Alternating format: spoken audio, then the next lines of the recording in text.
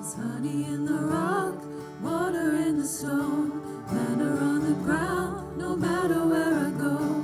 I don't need to worry now that I know everything I need you've got.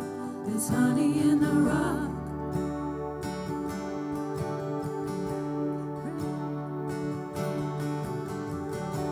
Praying for a miracle, thirsty for the living well. Only you can satisfy. Sweetness at the mercy seat. Now I've tasted, it's not hard to see. Only you can satisfy. There's honey in the rock. There's honey in the rock. There's honey in the rock. There's honey in the rock. Freedom where the Spirit is. Bounty in the wilderness. You will always satisfy.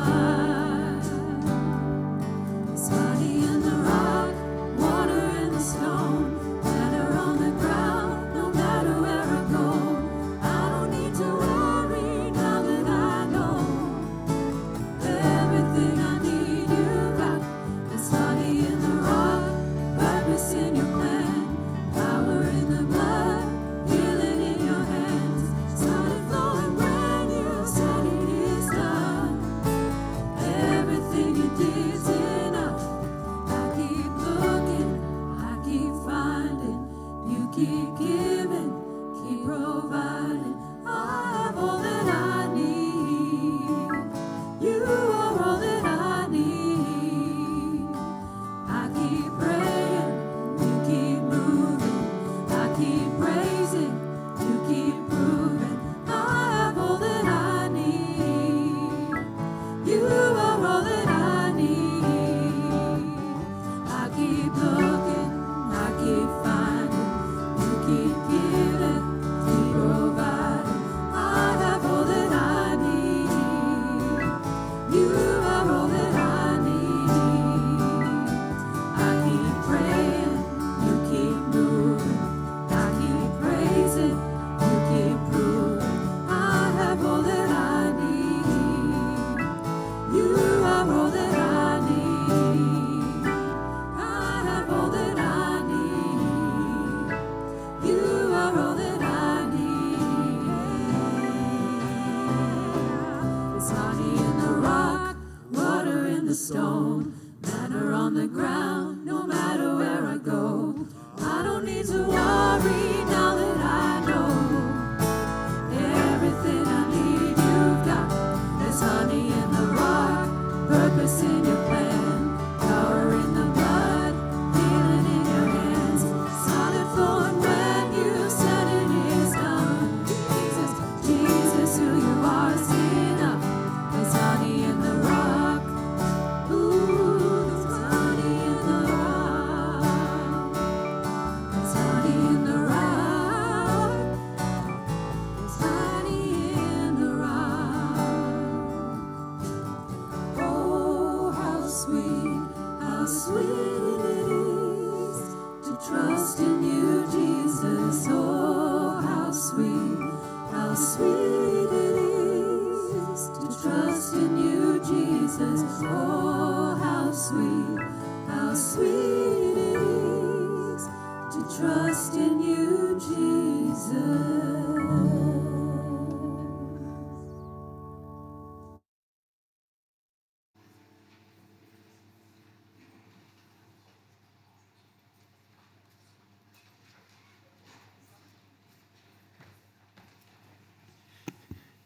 Good morning and welcome to Wantirna. For those of you who are here in person, for those of you who are online as well, welcome to Wantirna. And today is a special day for a number of reasons. The first thing I want to bring to our attention is that we want to welcome Glenn Townend here to be with us today. Welcome, Glenn, to bring the word. Glenn does a few different things, but one of the things he does is he's the president of the South Pacific Division. So, Glenn, I'm sure that keeps you occupied in your spare time and allows you opportunity to be able to ride your push bike fairly regularly. Yeah, just to keep the cobwebs at bay. Another exciting thing that's happening today is this. 160 years ago, a group of people in the United States all gathered together to form the Seventh-day Adventist Church. That's 160 years today for that. So we're very grateful for that as well. I was reading in the Bible this week in the Psalms how David actually recalled the events of how God has looked after us in the past. And in Psalms 106, David says, "Give thanks to the Lord, for he is good. His love endures forever. Who can proclaim the mighty acts of the Lord or fully declare his praise? And blessed are they who maintain justice, who constantly do what is right." And then he says, "Remember me, O Lord, when you show favour to your people. Come to my aid when you save them, that I may enjoy the prosperity of your chosen ones, so that I may share in the joy of your nation and the joy of your inheritance in giving." And then in Psalms 100 and the rest of 106 and Psalms 107, David gives a summary of what happened with the Israelites.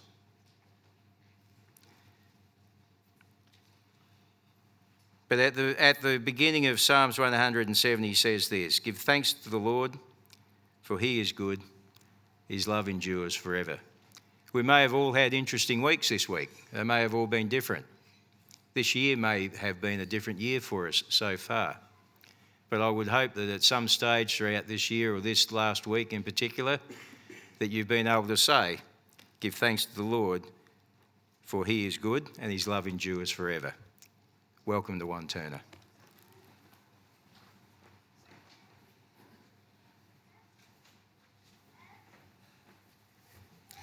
Good morning, church. It's nice to be here and not be preaching. It's kind of relaxing actually sitting with you guys out there. It's fun. I get to sit next to Carl today. I'm here to do some announcements real quick. A real easy one to start, and that is that next week we have our church lunch. So we really encourage you to come along next week because the lunches here are always great. The next one, I have a real quick little story. If my friends up top can share this first photo. This is a photo of me and a guy named Rahel. Some of you may recognize him. Some of you may not recognize me. I've got long hair and a beard, not much smaller than this one at the time. But this is the two of us when we met in 2019. We both met when we were at Avondale College, or now university, and we joined a life group together. We joined an Italian cooking class together, and this is the two of us making gnocchi. You can't really tell, well maybe you can, but I'm obviously not too impressed with my cooking partner. But over the next few years, right, Rahel and I, we met at this group together and we ended up becoming friends. And we're at the point now where we actually live together as housemates. And our whole friendship started when we were just cooking together at a life group. And now we literally live together. So obviously that's my next announcement, is that next week we have our life groups launch. I'm very excited to have you guys come along and sign up for all the amazing groups that we have. Now, I whet your appetite a bit last time I was here and I was preaching. But you'll notice that in front of you, there's actually a pamphlet. It looks like this. If you don't have one, oh, sorry, front row, you guys don't have one. I'll give you this one at the end. But you'll notice in front of you, there's some of these pamphlets, right? And you can open this up. There's a little blurb there that I wrote myself. And on the back, there's some ways that you can sign up. But on the inside, there's a big list of groups. See if you can spot my spelling mistakes. You can tell I'm not a master editor. But this is a bunch of all the different groups that we're going to be running for the next few months. And so this is essentially just a way to whet your appetite. So you can look through this over the coming week, getting ready for next week's launch, and you can kind of think to yourself, man, maybe I would like to go along to the Friday night youth dinner because you're a youth. Or you might say, I've always wanted to get into running and I'd like to join the running club. And so this is for you to take home, to share with other people. You don't have to come to this church to come to these groups, but we encourage you all to actually look at these and see if you might be interested in any of those. Now, for those of you who are joining us online, fear not. There is actually a website that you can go to that you can actually see these groups that I'm talking about. They're all listed there. The next few photos will show you where you go. So this is the Wantirna Church website, and you'll see there on the right-hand side, there's a list of different options. The bottom one is life groups, and if you click on life groups, it'll take you to this page. There you'll see a bit of a blurb, which is the same blurb I've written here in this. And if you scroll down, you'll see this list of all the different groups. Now, over the coming days, we're going to have every single one of these lists, these different items on this list, go to a specific website. But let's say you click on one like afternoon worship. If you click on afternoon worship, it'll take you to this page. And in that page, you will see what it's called, but you'll also see who the leader is. You'll see a bit about what the group's actually about. You'll see if there's a capacity for how many people can come, how frequently it happens, the total duration, whether it runs for 5 sessions or for 6 months. And you'll also be able to see where it is and whether or not there is a cost or a requirement attached. And I'll have you guys know that if you come along to the worship one, you don't have to be a musician, you don't even have to be a singer. You can just come along and request songs and join in on the worship. So thank you very much. I think Shawnee runs that one, so thank you, Sean, for you and the music team who do that. But yeah, so that is what's coming up for the next 6 months. You guys are able to jump in on these life groups. I really encourage you to do it. You never know, you might just find your next housemate in the life groups, as I did. But otherwise, if you think to yourself, man, I had a great idea for one, or I don't know if I can do all of the ones that I want to do because there might be more than just one. Fear not that next year we will be rolling out a whole new set. There may be a few that carry through, but if you have an idea, come and see me. And in the next rollout that we do of these life groups, you'll be able to throw yours in the bag as well. So thank you very much, guys. That is all I have to say for you. And I'm going to invite the singers up, I think. They're next. Yeah, great. Thank you very much.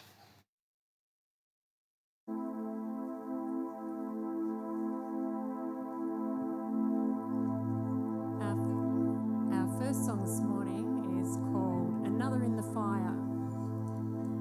The words are significant in that they tell of God and how God is with us no matter what we go through. Please stand and sing with us, Another in the Fire.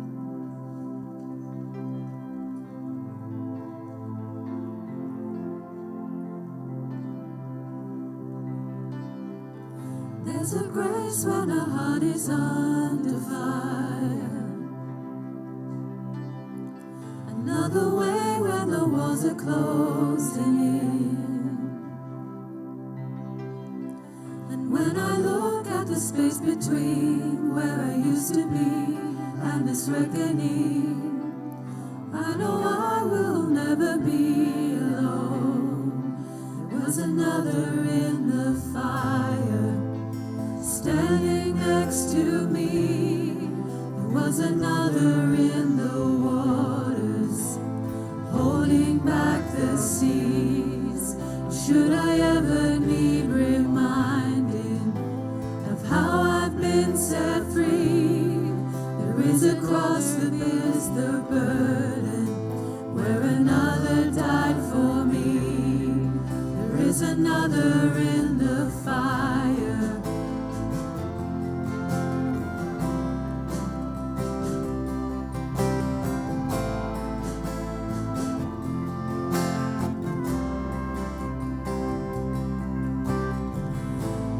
Dead left for dead beneath the waters. I'm no longer a slave to my sin anymore. And should I fall in the space between what remains of me and this reckoning, either way I will bow to the things of this world. Never be alone. There is another in the fire, standing next to me. There is another in the waters, holding back the seas. Should I ever need reminding, power set me free. There is a grave that holds nobody.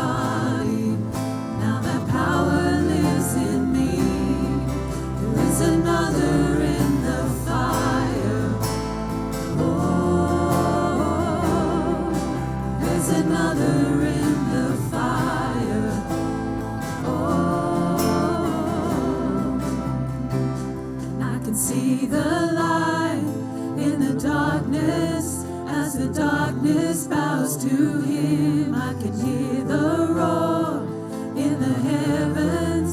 As the space between was thin, I can feel the ground shake beneath us. As the prison walls cave in, nothing stands between us. Nothing stands between us.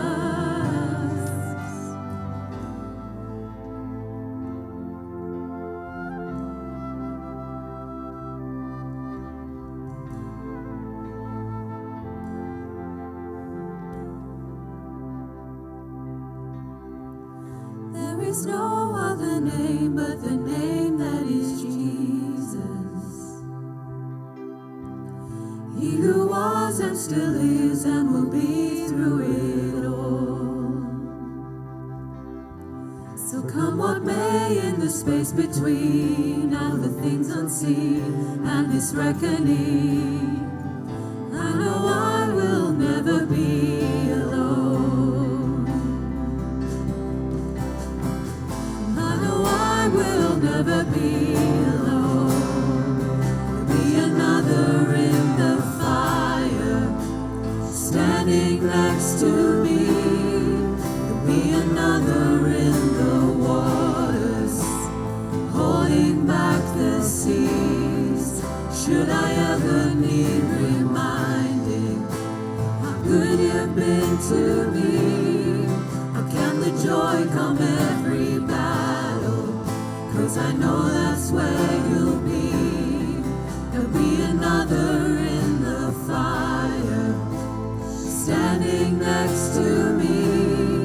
There'll be another in the waters holding back the seas. And should I ever need reminding how good you've been to me, I'll count the joy come every battle, 'cause I know that's where you'll be.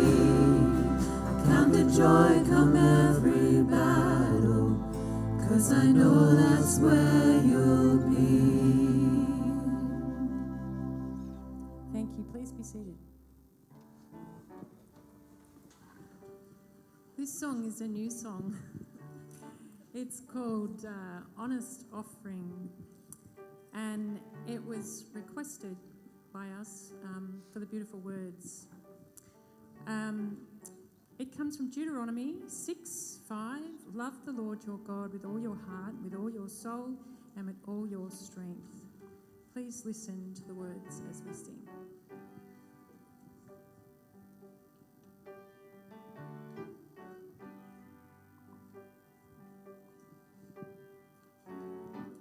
Try to clean up nice, try to hold it all together. I'm living rich in a world but a spiritual beggar. And I've been waiting to give till I can give you something better. But you just wanted my heart. So here it is, all of it. Take it in this condition. Here I am, fully surrendered. Jesus, you can have it all.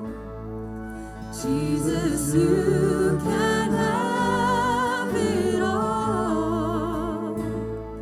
'Cause you love every broken piece of an honest offering. Jesus, you can have it all.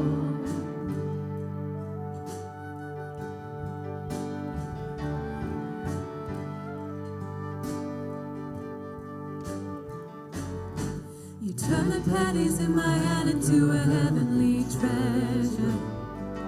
'Cause your kingdom rules by a different measure.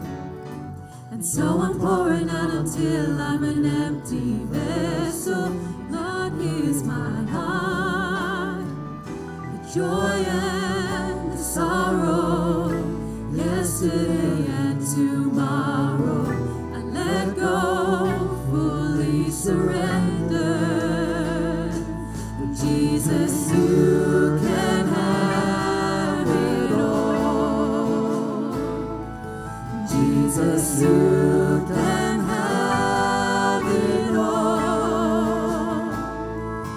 you love every broken piece of an honest offering.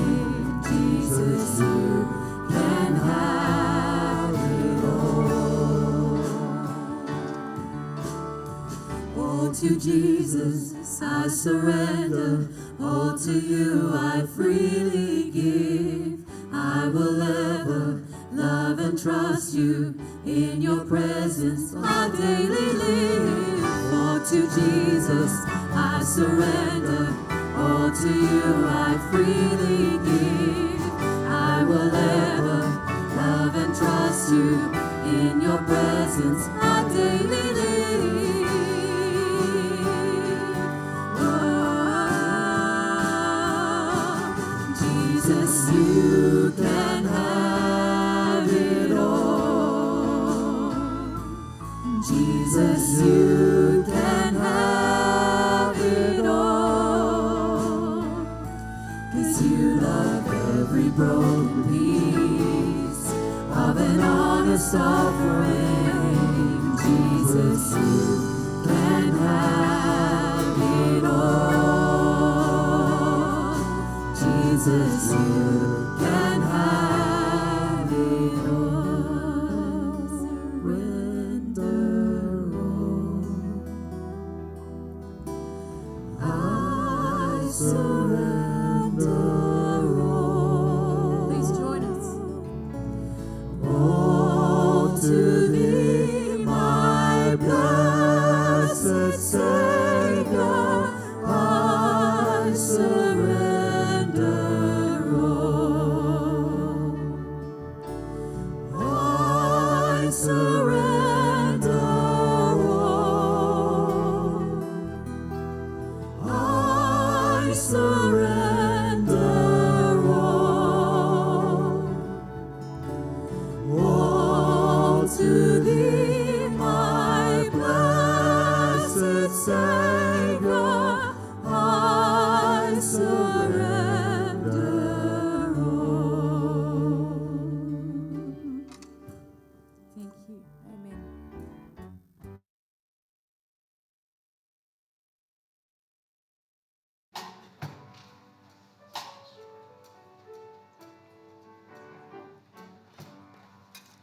Good morning, everyone. How amazing and beautiful was that special item? I know we make regular reference to the fact of how blessed we are at Wantirna Church when it comes to the musical talent. And this morning I'd like to also thank Megan and Brendan. Your flute playing was amazing, and Brendan, that bass was awesome. Oh, and Peter, of course. Yeah, and everyone is awesome. Yeah. So this morning I would just like to very, very quickly share with you a couple of interesting points when it comes to all things health and our church. So, for example, something that Pastor Townend will be able to elaborate on more so this morning is that we have had great success within our denomination in the South Pacific with the 10,000 Toes program for diabetes. And that is just one example of how fortunate and blessed we are for those of us that have, I guess, grown up in the faith of this church to perhaps, well, I know personally I've taken for granted the health message when I was younger. And it's only when we mingle and mix with other people that we realise the knowledge that we have being part of this community. Another example of the way that we are moving forward health-wise within our church is New Start. Does anyone know what the acronym stands for? Nutrition, exercise, water, sunlight, rest, temperance, rest, thank you, Colin, and trust in divine power. On a final note, just another little highlight is that we are also celebrating this year 125 years of the Sanitarium Health Food Company. And this is just scratching the surface of how blessed we are to be part of this church and the knowledge that we have health-wise. So the special item that was sung this morning was entitled Honesty Offering. And it is now time to partake of our offering, free will offering, if you are able to contribute. That goes to health this morning.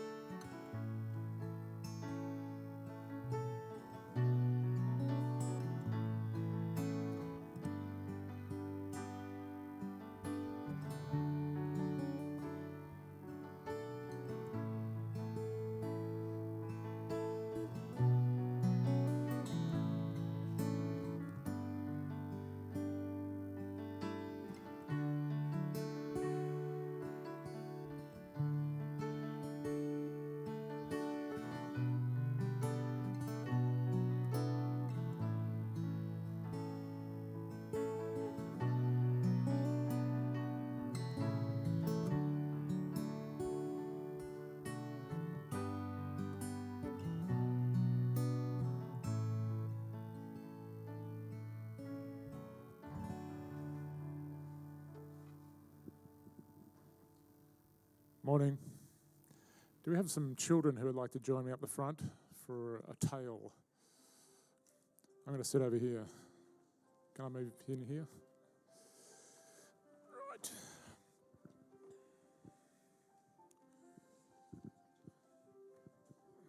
Hi. Let's see, what should we talk about today?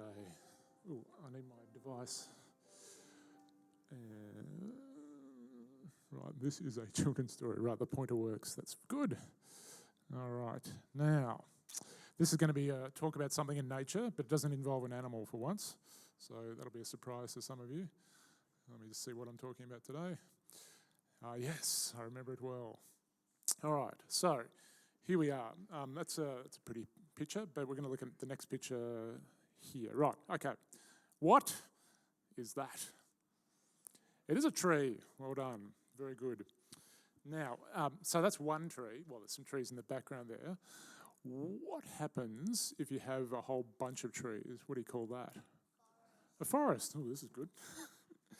Okay, now, trees are living things like you and I, but trees are a bit different to us. Now, can you think of ways that you and I are different to a tree? Even though we're all living things, there are some differences. Anything you can think of? Some trees are taller than us, but not all of them. Some trees can be shorter than us. But good try. I appreciate your efforts. Anybody else? They do breathe in different types of air. That's probably a bit more complicated than what I was going to go into, but that is true because we breathe in oxygen, we breathe out carbon dioxide, but they breathe in carbon dioxide and breathe out oxygen. So without the trees, we're in trouble because we run out of oxygen. So trees are very important in that regard. That was a very good answer. Anything else that's different about a tree? Let me give you a hint.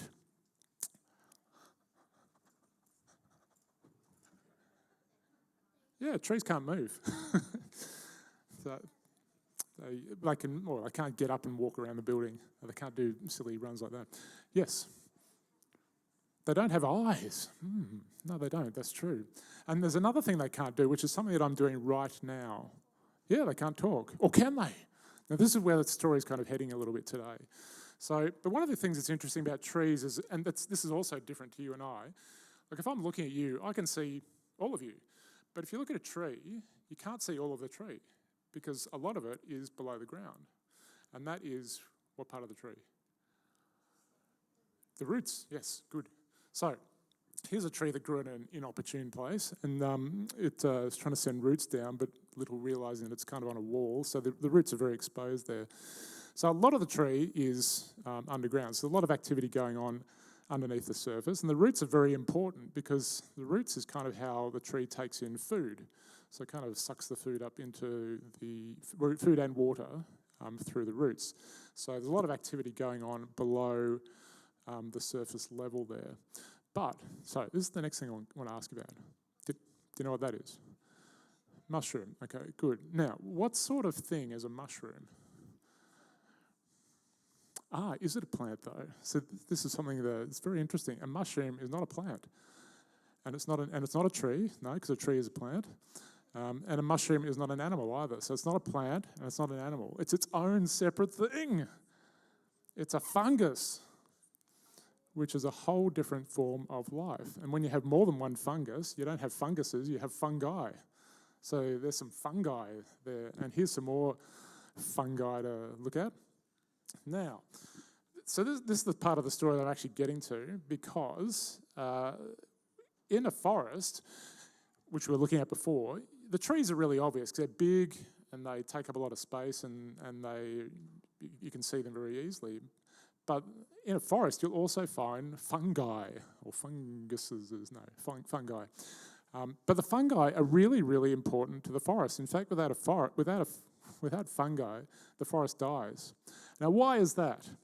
Well, let me find out. The reason for that is that the fungi, I wonder if I've got that in my next picture. Oh yes, here we go.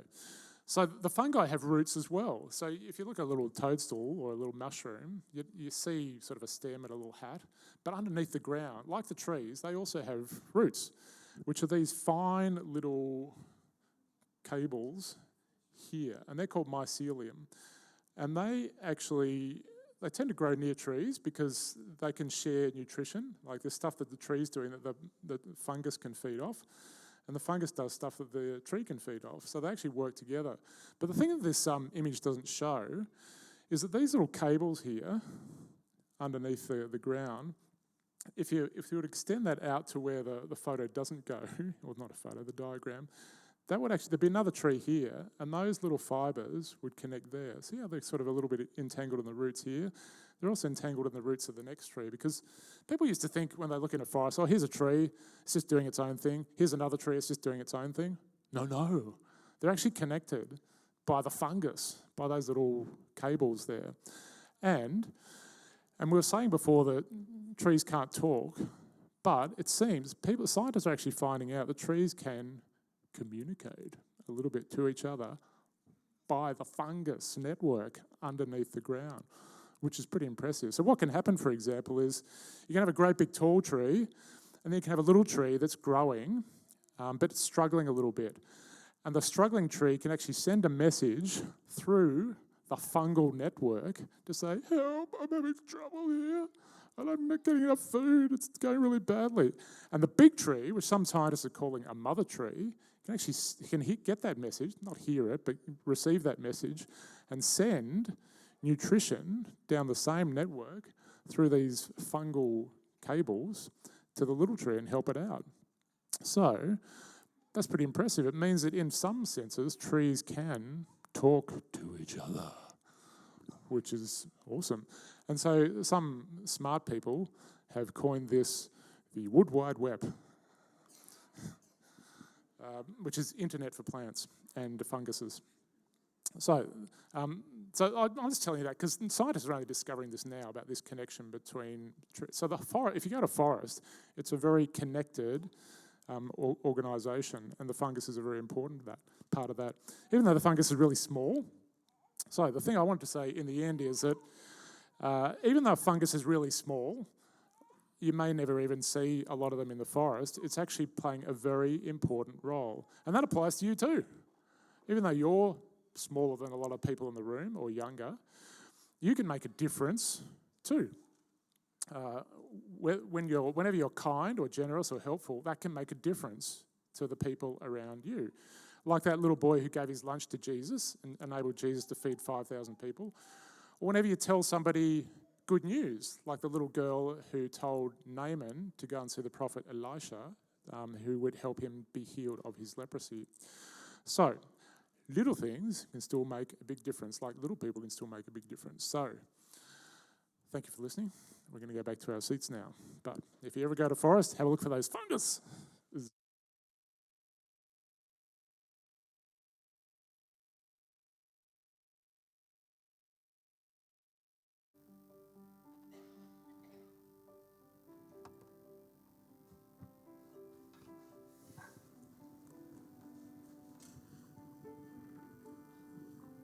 Please stand with us as we sing our next song, Because He Lives.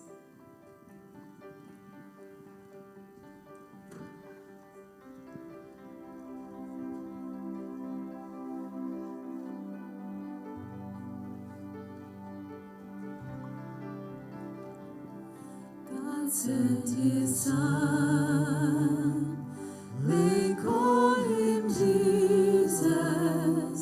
He came to love, heal and forgive. He bled and died to buy my pardon. An empty grave is there to prove my Savior lives. Because He lives, I can face tomorrow. Because He lives, all fear is gone.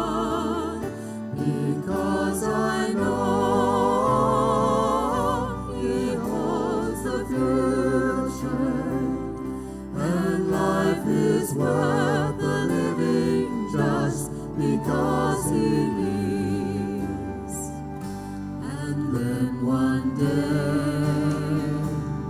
across that river, I'll find life's fine, o'er with pain.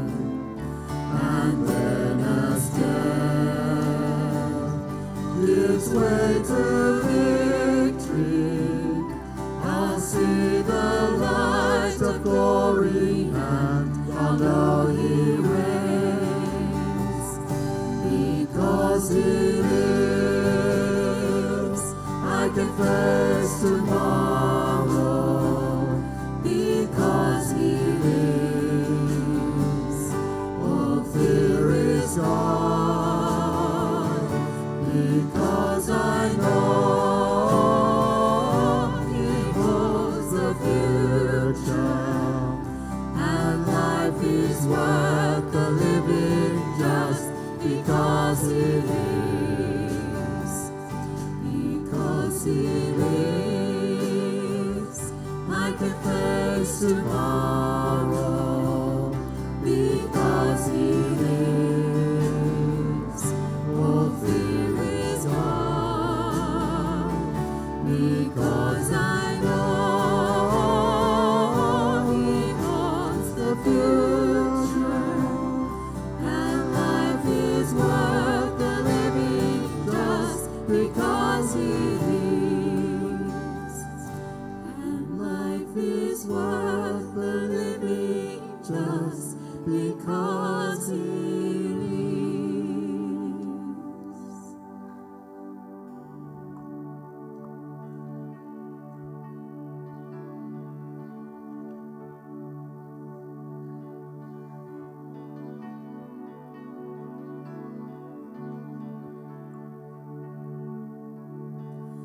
You are the Word at the beginning, one with God, the Lord Most High. Your hidden glory in creation, now revealed in you, our Christ. What a beautiful name it is. What a beautiful name it is. The name of Jesus Christ, my King. What a beautiful name it is. Nothing compares to this. What a beautiful name it is. The name of Jesus.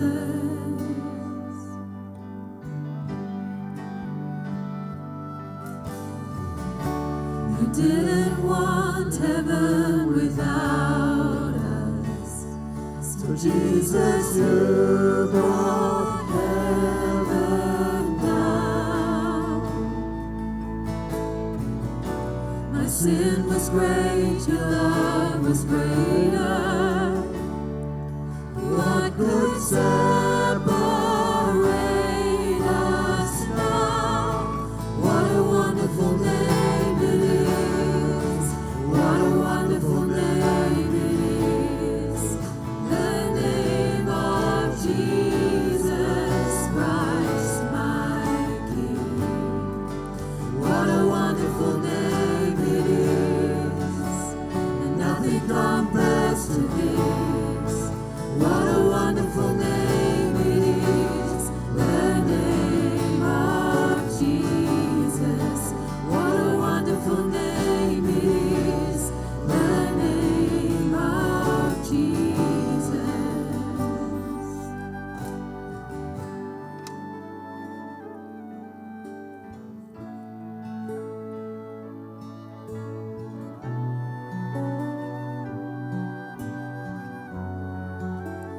Death could not hold you. The veil tore before you. You silenced the boast of sin and grave.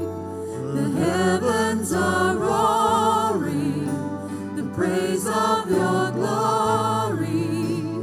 For you are raised to life again.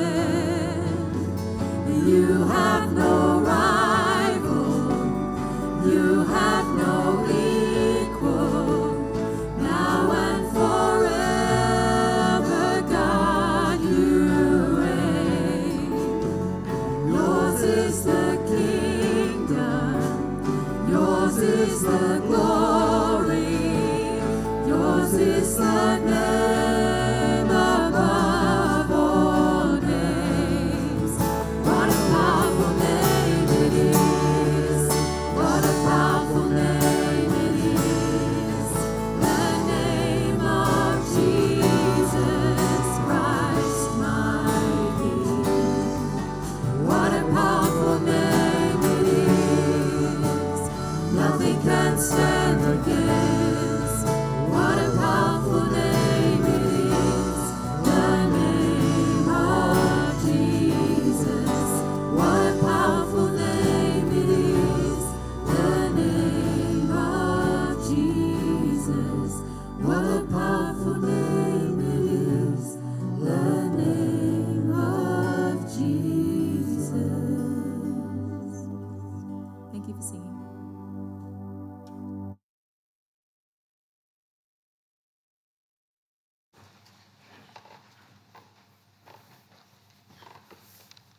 Morning, everybody.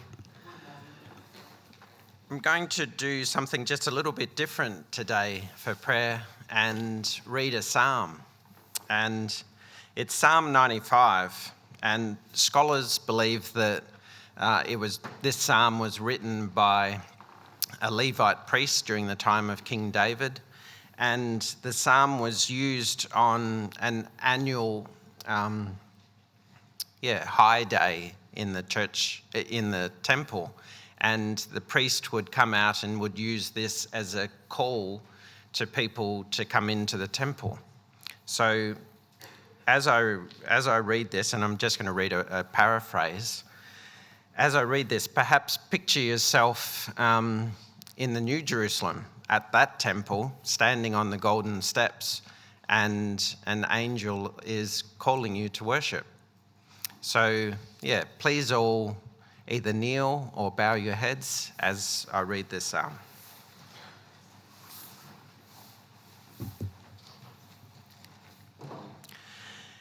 Come, let us raise our voices in joyful praise to the Lord. Let us sing with power to the rock of our salvation. Let us come before him with thanksgiving and gratitude, singing joyfully to him with songs of worship. For the Lord is the great and mighty God, the creator of the heavens and the earth. In his hands are all of us. In his control is the entire earth.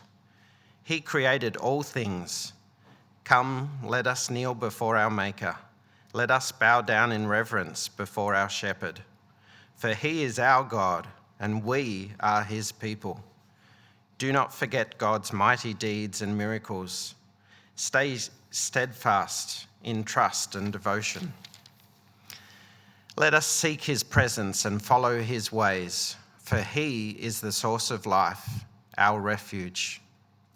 So let us join together in worship and praise with songs of adoration and gratitude.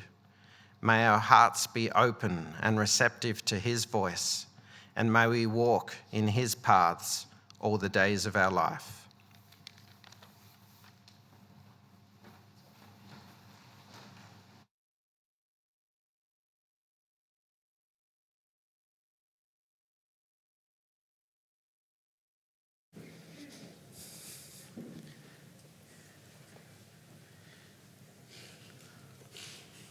Yeah, thank you, Scott. I feel I've worshipped, and have you worshipped today? Worshipped our God? Because that means we can go then. You don't need to listen to me. It is nice to be here. I kind of consider this church one of my home churches, because when I was 10 years old, I was not a baptised member, but I was a founding member of this congregation. And when my parents were living here in the 80s and 90s, this was their congregation. And it is my sister and her family's congregation. But all but Reuben are here today. Not here today, I mean.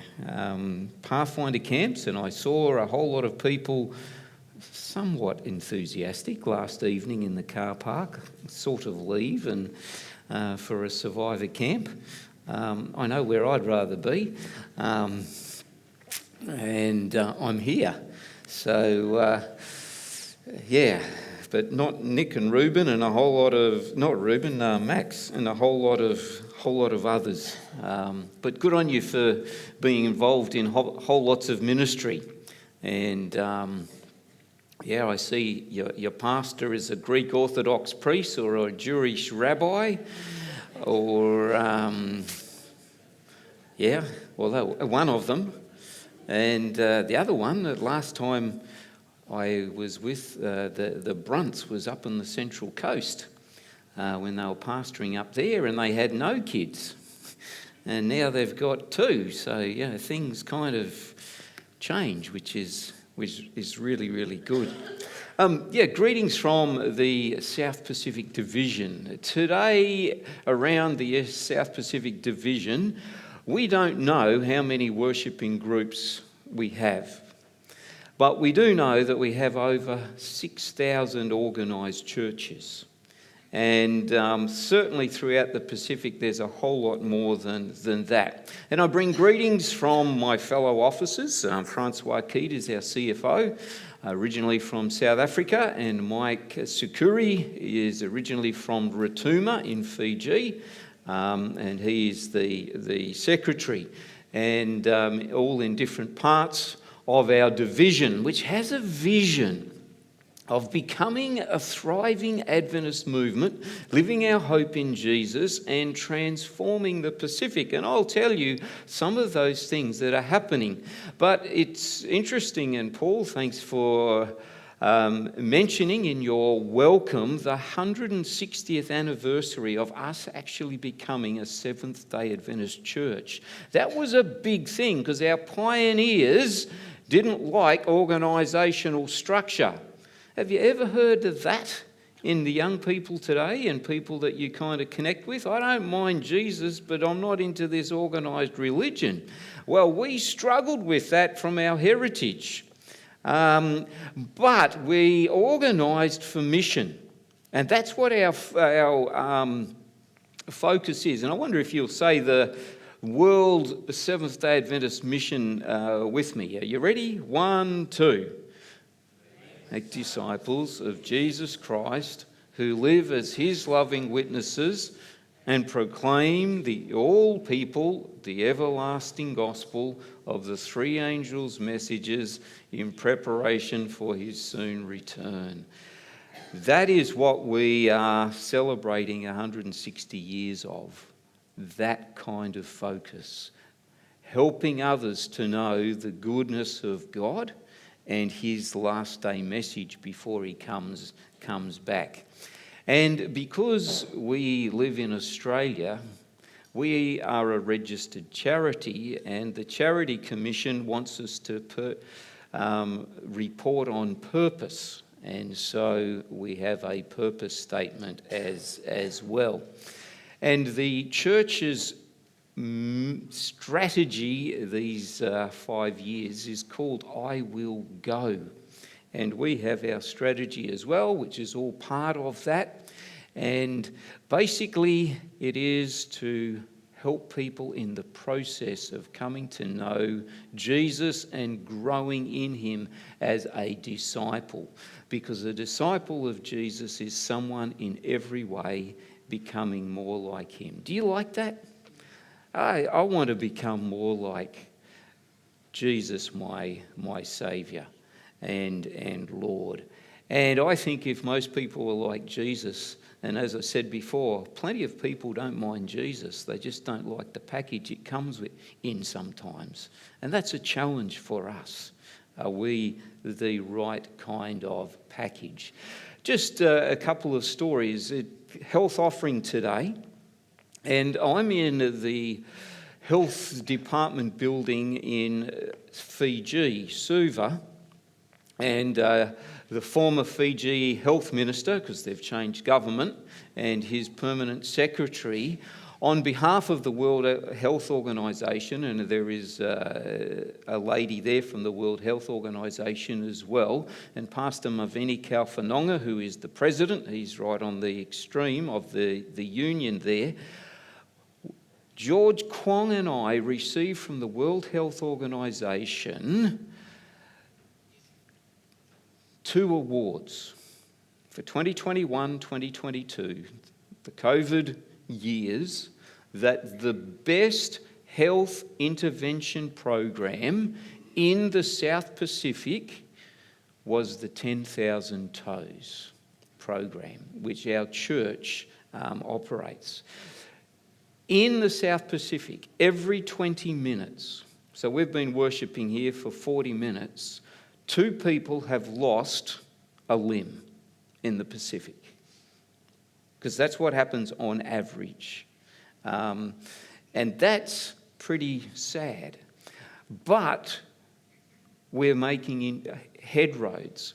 Now, this is at the Tamavua Church, and these people have just graduated from the Live More Abundantly program, which is an intervention and a health intervention to deal with lifestyle diseases.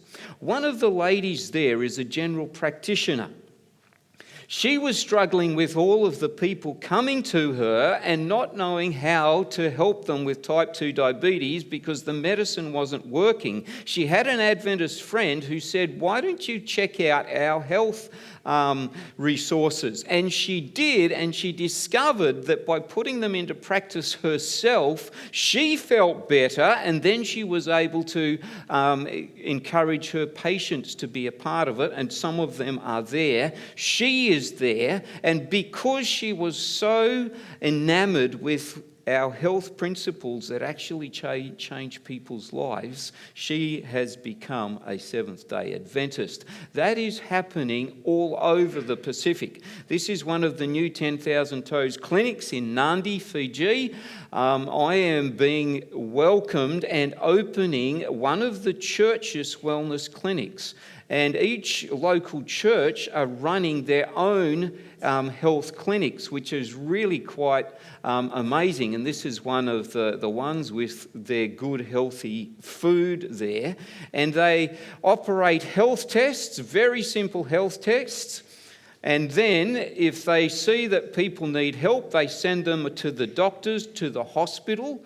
And if they need intervention, they will talk about the programs that they can actually run. And I'm in the main village of Nadi, Fiji. 76 people of this 1,000-member village have just graduated from the Live More Abundantly program. I'm sitting next to the chief during all of the speeches, and they were doing the speeches in Fijian, and I've forgotten most of the Fijian I knew, and he was speaking to me in English the whole time, and he was saying, "Tala Tala, you would not believe what's happened to our village and to me myself.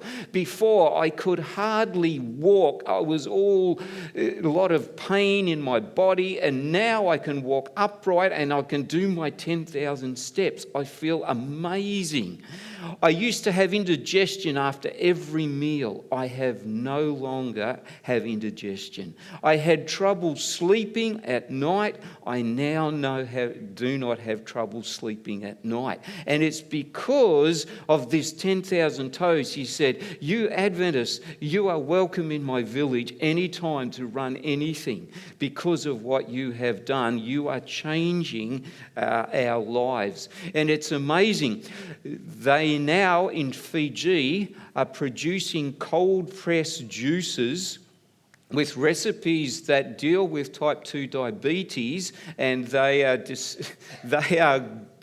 going as well as sanitarium in their sales, and every sale is either 5 or 10 cents goes to helping the 10,000 Toes program.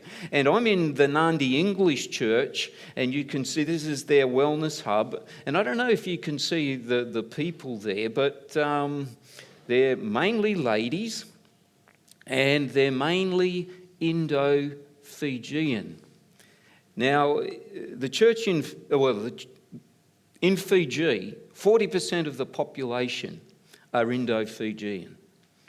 In the Adventist church, 3% are Indo-Fijian. And this year, their focus is to go to their neighbour. I will go, General Conference strategy, to my neighbour. And every church in Fiji, whether it's Fijian, Ratuman, or English-speaking, Hindi-speaking, are all going to reach Indo-Fijians. And the two ways that they're discovering that are working best is simply praying for people. Amazing, because the people there have hundreds of gods, thousands of them, and they don't know which God to pray to, and sometimes they don't seem to think it works. But if Christians and Adventists come along and pray and God intervenes, and he often does, they kind of go, "Wow, your God is powerful." And that's having a big impact. And the second thing is health. And these ladies, they told me, "This is our church." Now, I struggled with that because all of them had fresh red dots on their forehead, which tells me they'd just worshipped Hindu gods. But they said, "This is our church because you teach us how to be healthy. You have no idea how much weight I've lost," they said. "You have no idea how my family is so much healthier and happier, and how the better food and lifestyle is affecting our actual Indian settlement, which is not far from this area." In that way, we are really having a huge impact around the South Pacific. And we have 7 governments who are actually using the 10,000 Toes as a number one resource to deal with type 2 diabetes. And so you just say, "Hey, God, you're doing a great thing. And so your offering today was to help that, and particularly lifestyle medicine all throughout the South Pacific division. But today, your pastor, Dan, asked me to talk about, well, he didn't ask me to talk about this, but he told me your theme that you were working on.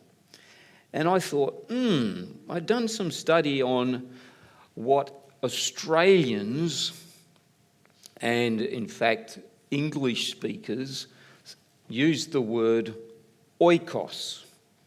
But if you actually, it's a Greek word, and if you were Greek, and Josh, you've got that heritage, you would hopefully know that it's actually ekos. And what is ekos? What is oikos? And we're going to look at the power of relationships and influence. So I hope you can come with me. We'll do a little bit of a Bible study. We'll mainly stay in the book of Acts, but I do want us to go first to Luke, which Luke wrote Acts as well. So if you can come to chapter 10 of Luke and verses 6 and 7, I believe Jesus was giving his disciples a real challenge. They were all young men. And he says, I want you to go out and do what I do, but you're not going to take anything with you. And it's like, the great race. And you've just got to get from A to B, and you've got to do what I want you to do. And he says in verse 6, and if a son of peace is there when you're going out and around, your peace will rest on it. If not, it will return to you. And remain in the same house, eating and drinking such things as they give you, for the labourer is worthy of his wages, and do not go from house to house. He says, if you find a person of peace, what is a person of peace? Well, it's the person that would greet you and allow you into the community. And that person would be a person of influence, a person of status, of standing. Because, for example, in the Pacific, you really are not a part of the village, even as a guest, until the chief or his elders that he has assigned welcomes you. And so Jesus is saying, you're going into all of these villages, don't just go to anybody else's place, find the person of peace. And if that person of influence, of status, of leadership, if he or she allows you in, you stay there in that house. Don't move, because out of that relationship, you will have influence over the rest of the village. And you kind of go, okay, in communal societies, you kind of get that. But are there people of peace and people of influence in our societies? Would a GP, a Lord Mayor, high school principal, school principal, who are the people of influence who influence other people and their perceptions in a particular community? And Jesus is saying the gospel needs to go to those kind of people first, because then you will have bigger impact. Interesting. So how does this work out in the book of Acts? Well, and what is this oikos all about, or ekos? So come to Acts chapter 2, and this is one of the places where the actual Greek word is used. So Acts chapter 10 and verse 2, and it says, a devout man and one who feared God with all his household, who gave alms generously to the people and prayed to God always. And this is talking about Cornelius, and he is a Roman centurion. He has a regiment, it's the Italian regiment, and it says of Cornelius that he and his whole oikos, or ekos, it is the household, feared God and followed him as the leader of that household. Now, who is in the household? Acts actually tells us. So if you just come down to verse 6, verse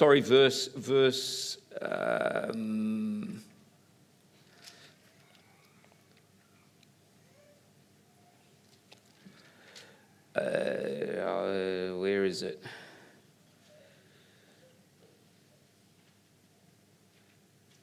Verse 4. No, it's not. I'm using a different Bible than I used earlier in the week when I was going through it, and I cannot find it. Oh, here we go. Verse 7. And when the angel who spoke to him had departed, Cornelius called 2 of his household servants and a devout soldier. Do you see that?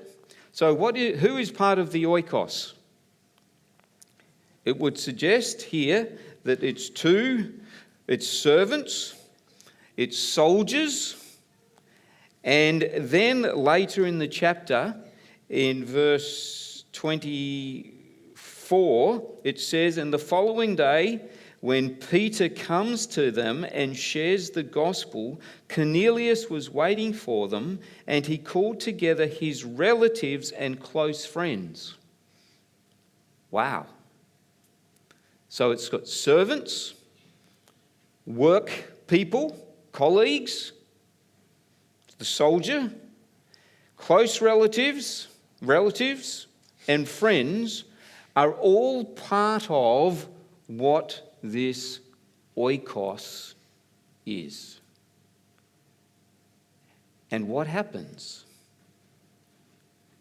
That when Peter comes, and he wasn't real keen to go because Cornelius is a Gentile,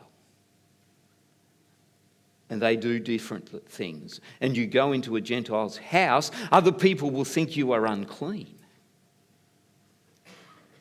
And he's not going just into one, but he's going into a whole group, a network of people. And he's going, this is going to spread. People will know that I, as a Jew and a Christian leader, are contaminated.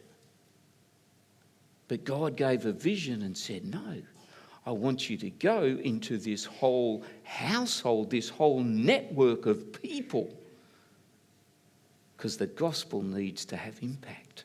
And it did have impact because the Spirit came upon them when they heard about Jesus.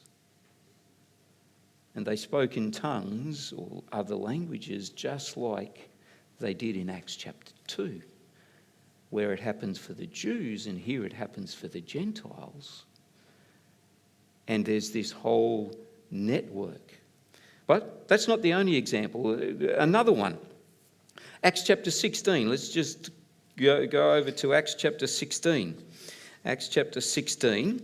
And here Paul, so the first one was Peter, but here now Paul is on a missionary journey and he's come to Philippi, and it says on the Sabbath that he goes out to the river where he believes he will find a place of prayer, because there's no synagogue in Philippi, because he normally goes to the synagogue. And there he finds a whole lot of women, and one of the women's name is Lydia, and she is a businesswoman. And it says there in chapter 16 and verse 15, after they had worshipped, and when she and her household were baptized, she begged them to stay in her house. It was her and her oikos. It would have been her employees. It would have been her salespeople. It would have been her people who did the dyeing and the making of all of the cloth that she had. And her family. This was her oikos, and all of them, the household, became believers and followers of Jesus. Already worshippers, because they kept the Sabbath, but now knowing the Messiah. But as Paul is doing his ministry, there's a girl wandering around Philippi saying, "Oh, these people, they're followers of the Most High God, and they're teaching you the truth." And this woman was absolutely annoying Paul because she was demon possessed, and she knew that Paul was teaching about Jesus because the demons know that. And so he said, "Get out. I want people to make their own mind up. I don't want demon influence on who Jesus is and the message." So then he gets put into jail because the owners of this girl don't like it. And he's in jail. They get beaten. They sing all night. I suppose that's one thing to do. And then there's an earthquake. Prisons break open. The jailer wants to kill himself because he thinks everybody has left, all the prisoners have left. And Paul says, "Don't bother doing that. We're all here." And he explains to him about Jesus. And in chapter 16 and verse 31, it says, "So they said, 'Believe on the Lord Jesus Christ, and you will be saved, you and your household.'" And if you drop down to verse 34, "Now when he brought them into his house, he set food before them, and he rejoiced, having believed in God with all of his household." All of his ekos or oikos. In fact, Australia has an oikos movement, and a former pastor of Wantirna Church, Phil Brown, is the leader of that, living out Bairnsdale Way. Excuse me. But here, we think Paul established the church in Philippi, which he did, but he actually established two churches. One was the household of Lydia, and the other one was the household of the jailer, because the jailer was a Roman. They were completely different networks and people. And you see, that's how the gospel spreads. And then the last example that we have here in Acts chapter 8 is in Acts chapter 18, and this time it is in Corinth. And here Paul does go into the synagogue to preach about Jesus. That's the message. And many people believe, but some of the Jews don't like it and they expel him.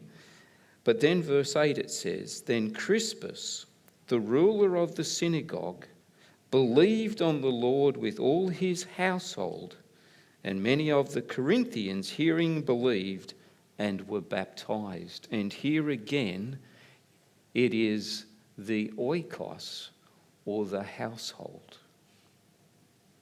So, putting it all together, this word is translated household. It means family, but it means more than that. It can include servants, employees, and relatives, family, a whole network of people.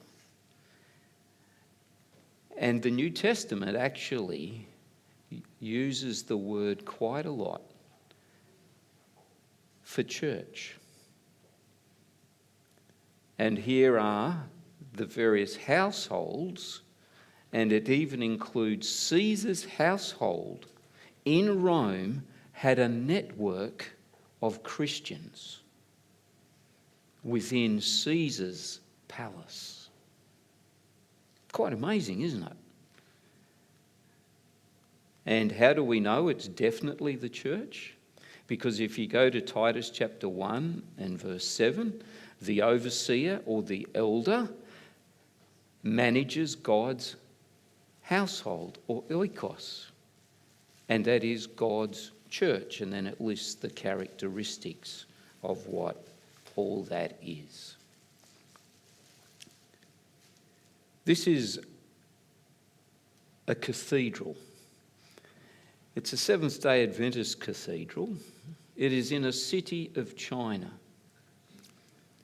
It has been closed down. On a Sabbath, they would have more than 1,000, sometimes up to 3,000 adults, because it is illegal for anyone under 18 to go to a public church. But in the last few months, this church has been closed. Its pastor has not been seen for 6 months. They don't know whether she's an ordained Seventh-day Adventist pastor, whether she's gone underground, which she has done many times in her life, whether she's in prison or whether she is dead. This is one of her trainees. She has trained over 2,000 pastors in the last 20 years, have seen more than 20,000 people become Seventh-day Adventists, and has a network of churches all around the area, Seventh-day Adventist churches, which have all been closed. This one was closed when I visited a few years ago. We met with the people and we said, "Did you worship on Sabbath?" "Yes, we did." "Where did you do it?" "In our homes and in parks and in other places." "But you came and met us at the building." "Yeah, well, we're outside, we're not inside, we're okay, and we didn't worship in the building." And this is another place or church, and you can only probably see that because there is, and it's an Adventist one with a little cross. As we were going there, they said, you as tourists are not supposed to be in this area. There are cameras everywhere in China. And we had to sit in the middle of the van and close all of the curtains so there would be no facial recognition, because that's how they work it there. And talking with the pastors in those areas, and 60% of the pastors in China are women, and I asked the men, why is that? And they said, because they usually have more courage than us. And I'm just telling you what men said there. And I said, but the government is closing, and that was, I was there 2019. This, as I said, in the last 12 months, they've closed over 1,500 Seventh-day Adventist churches in China. Now, it's not just Seventh-day Adventist churches that are being closed. And I say, well, what does that do? And they said, that's okay.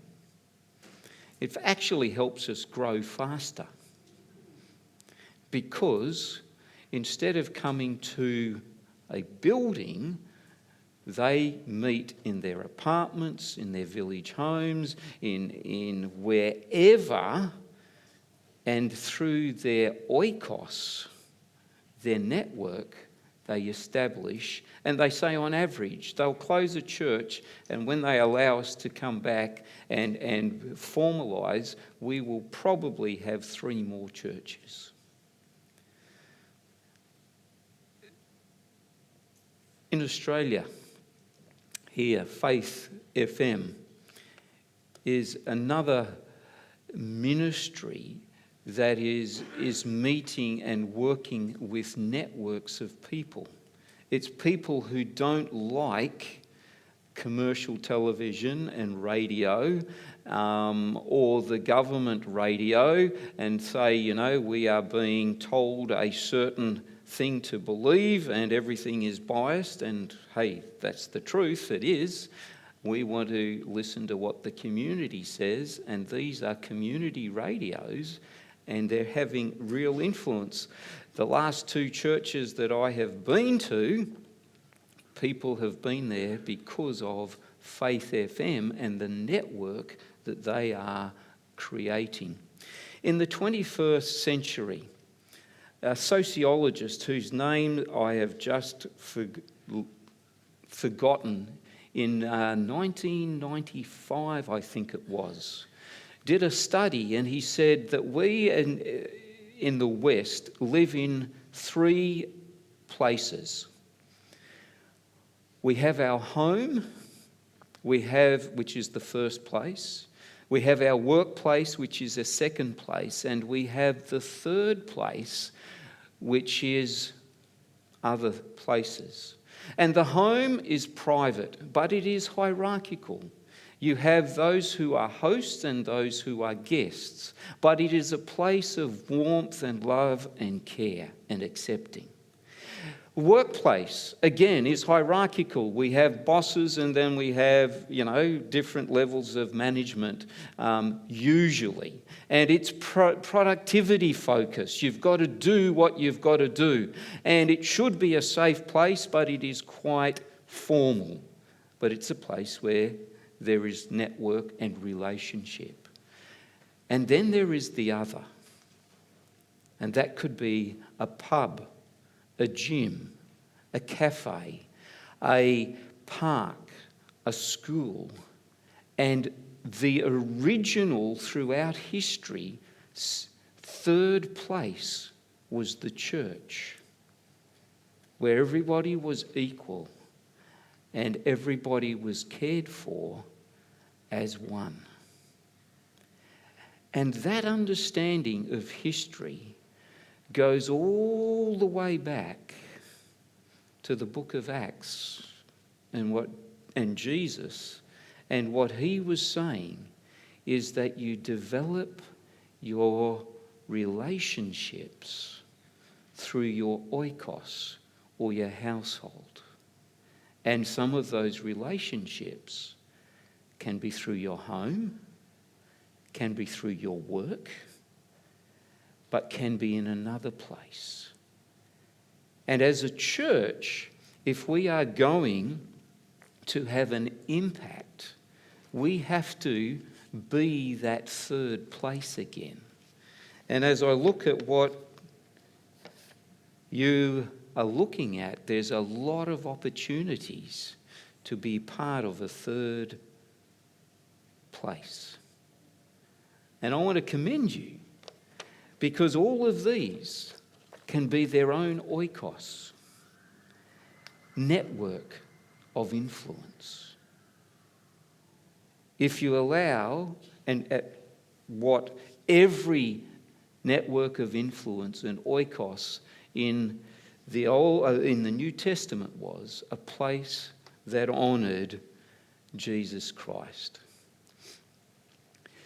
Some of you will know of remember the shootings of an Australian in mosques in Christchurch. These are some of the widows and some of the men of the mosques with Seventh-day Adventist pastors in Christchurch, just taken a month ago.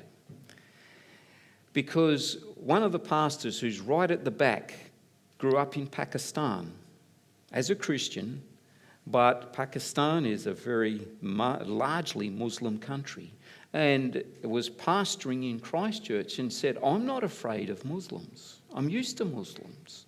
And the Adventists were amongst the first to go there and to offer support and help to all of those who had incredible grief and loss because of the shootings.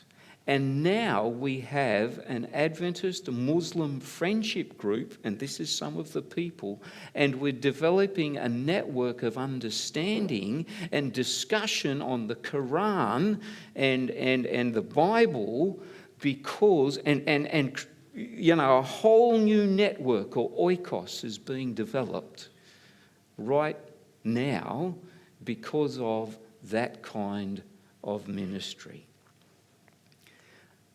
To finish, I just want to share a few stories from Papua New Guinea. In March 2020, when COVID restrictions hit Papua New Guinea, it wasn't like Victoria, and I think most of the world was glad it wasn't like Victoria. Being a communal society, they said all churches had to close, but you could meet with up to 10 people. This group of people started with 8 people in March 2020, and I was there the end of last year, and you can see how many people have come to join what they call their small group.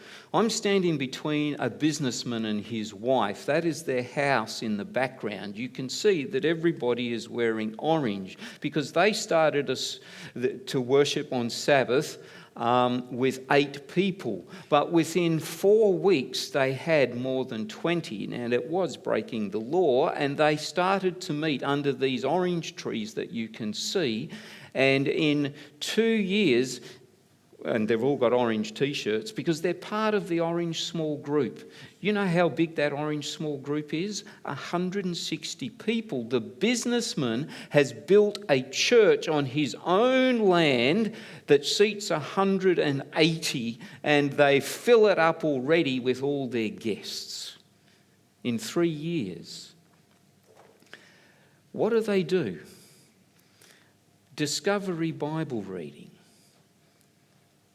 Very simple, because, pastors can't be everywhere. And we as a church have printed and supplied World Changer Bibles in the tens of thousands. And Papua New Guinea particularly like them.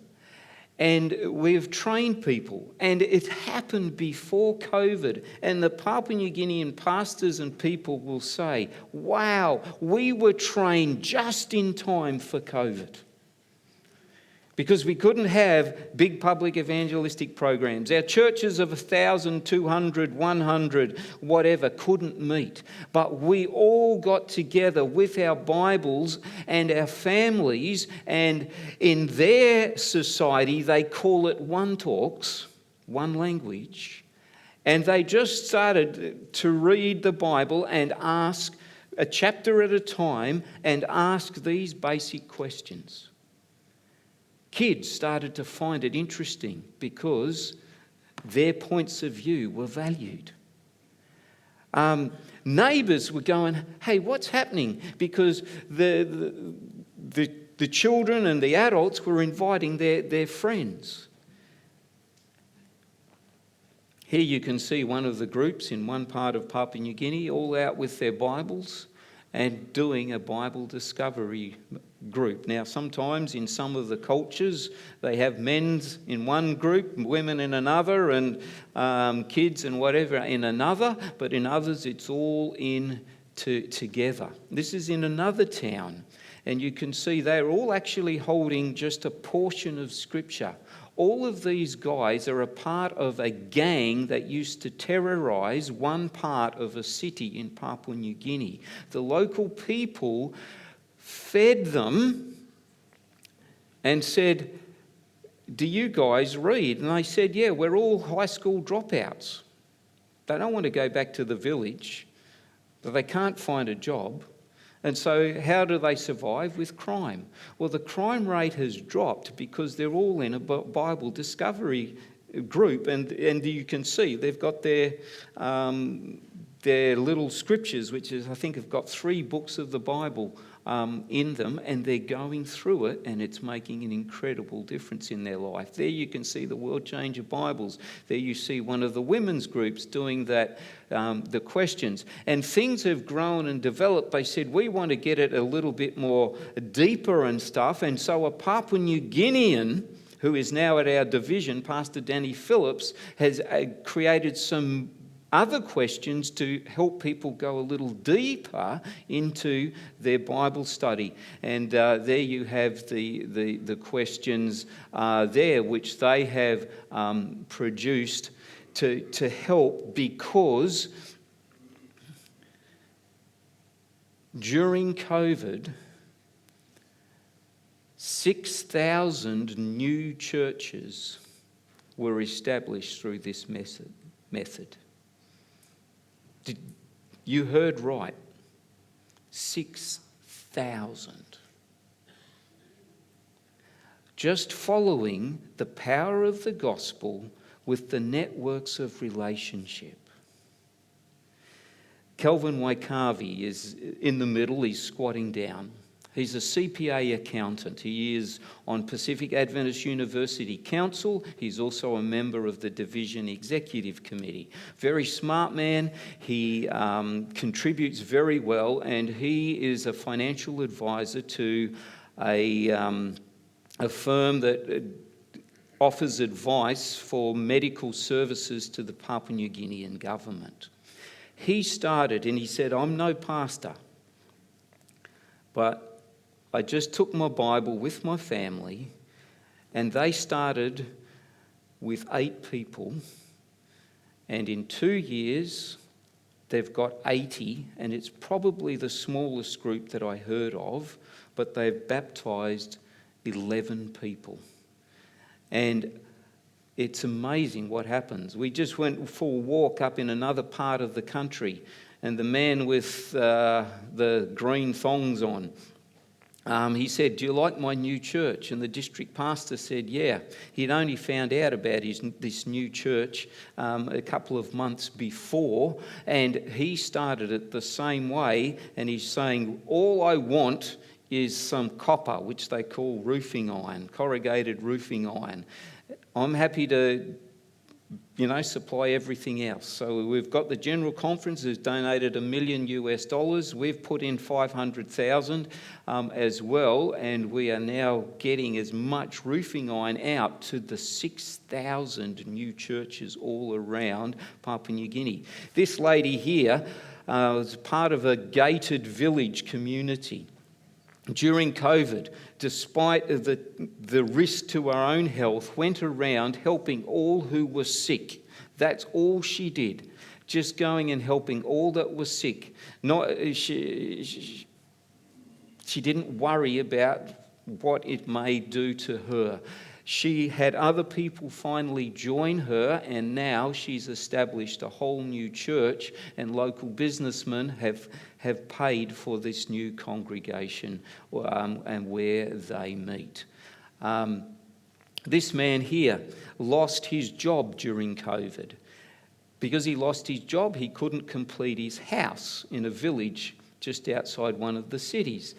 But he had been trained and had a World Changer Bible, and he said, all right, well, I've got nothing else to do. I'll just invite my family and friends in the village to come. And now underneath his house, which is incomplete because he still hasn't got a job, they have about 60 people on a Sabbath, another one of the new churches. The president here, Pastor Luke Nathan, said he found out about this new church that a businessman had built during COVID and didn't know anything about it until afterwards. And you can see it's quite a interesting place. Last story. These guys here told, this is in a settlement. In most villages in Papua New Guinea, you're fairly safe, but a settlement is in a city or near a city, and it has people of all kinds of different tribes who come together and live in the one place. They're the most dangerous parts of Papua New Guinea. I grew up in PNG and I knew, and as we're going in there, I'm seeing some of the spotters, for the settlement, young guys, and I'm going, are you sure we're going to be okay going in there? Because, it's like anywhere. There are places that are safe in every city and some that are not so safe. And they said, no, it's okay. We'll be all right. And so we wander on in, and then we meet these guys, and they're kind of rough-looking fellows, but and they take us to this very spot. And I say, why are you taking us here? He said, well, Pastor, this is where we used to meet. And we used to drink, we used to smoke, we used to gamble, and we used to prepare and plan our crimes. I go, oh, okay, fair enough. And they said, but things changed. We know that down the gully and up the other side of the ridge, of the next ridge, is the Seventh-day Adventist Church, and where the better part of town is, and we used to go over and do stuff there. But one of the businessmen came here to our settlement, and he cleaned it up with a whole lot of the church people, and these walkways, which were also their drains, he just got cement and cemented them. And he said all of the people in the settlement were so impressed that they would do that. When he said, do you want anything from it? He said, no, just maybe we could have a Bible discovery reading group. And one of us joined. And he came and spoke to the rest of us because we could see things were changing. And the place where we are standing is now our new church. And we meet here during the week to pray to God and prepare and plan our service to the community instead of our crimes. And we worship here every Sabbath. That's the power of oikos. And Acts, in 2 places, says something like this. And every day in the temple and from house to house, they didn't cease teaching and preaching that Christ is Jesus. And Paul says, how I didn't shrink from declaring to you anything that was profitable, and from teaching you in the public and from house to house. The power of the 3 places, the home, the work, and the 3rd place, and developing influence and oikos through the power of the gospel to pull people together. May God bless Wantirna as you venture in this.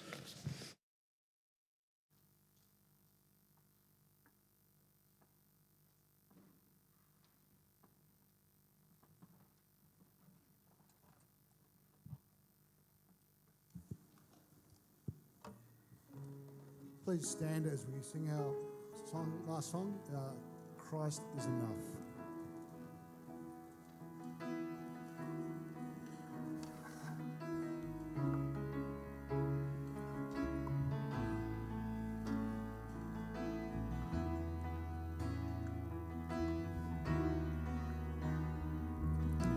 Christ is my reward and all of my devotion.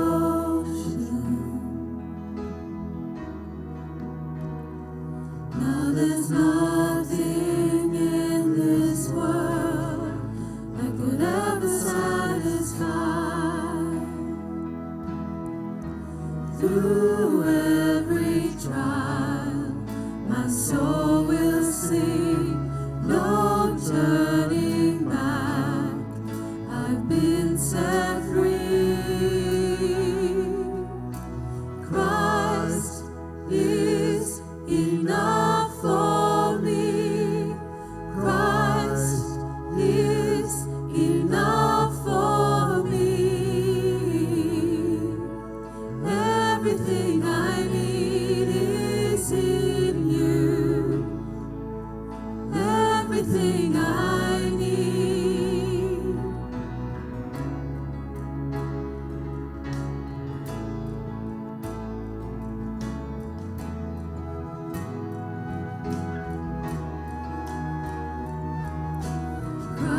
is my all in all, the joy of my salvation,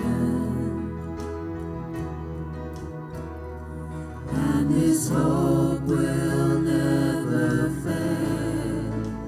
Heaven is our home. Through every storm, my soul will sing, Jesus is here. To God be the glory. Christ is enough for me. Christ is enough for me. Everything I need is in you.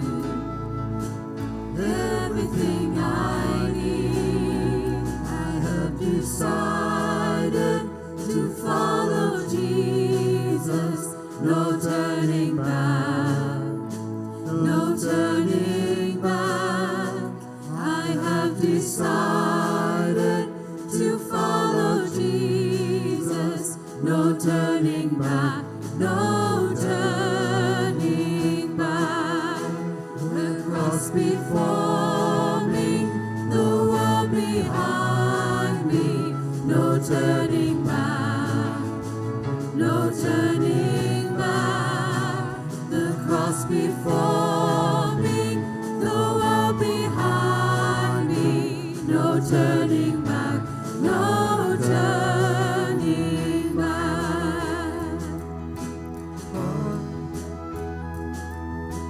Christ is enough for me. Christ is enough for me. Everything I need is in you.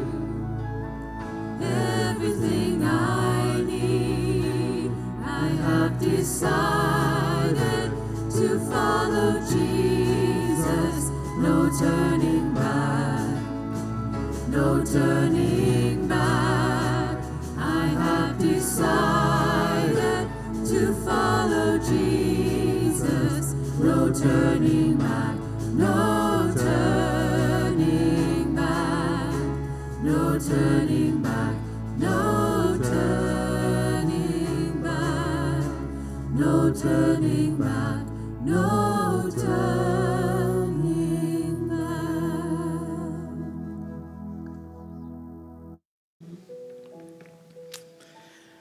Our God, as we live our lives this week, may we know that you are enough for us. There'll be joys, there'll be challenges, but you are there. And that you within us is the hope of glory for ourselves, but for all those that we have connection with. And may we see the power of the relationships that we can develop and the groups that we can form for the power of the gospel through Jesus Christ. Amen.